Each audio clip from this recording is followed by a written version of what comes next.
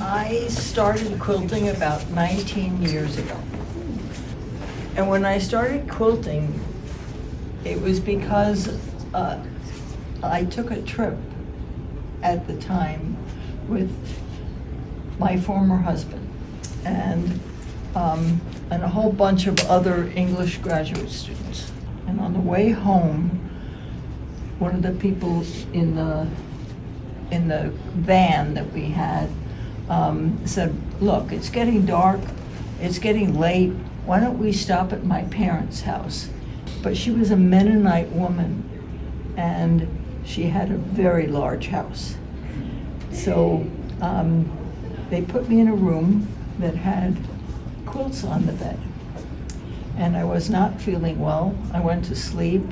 I slept through the night. I woke up feeling great. And I looked at all those quilts and I said, it must be the quilts. I promised myself at that point that if I ever got a chance, I would take a class and I would learn how to quilt. I took a class at the local quilt shop. It's called Quilter's Corner.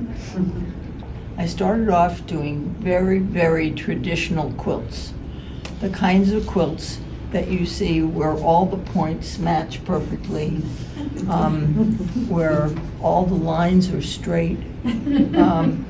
And I said, this is really not for me. And then I started looking, I took one class that was by a very well-known quilter. I finished two little pieces. They were about 8.5 by 11 inches. But I said, oh, this is for me. They were all improvisational quilts. I never looked back at that point. I was just gonna do improvisational quilts. In nature, if you look around, there are very few things that are perfectly straight. There are lines that do not meet and that may cross each other several times. And there are lots of curves in nature. It's only the built environment that really has straight lines. I started making smaller quilts because I like instant gratification, and I didn't want to be making big quilts for somebody's bed that I was never going to see again. This quilt started off its life with a different name.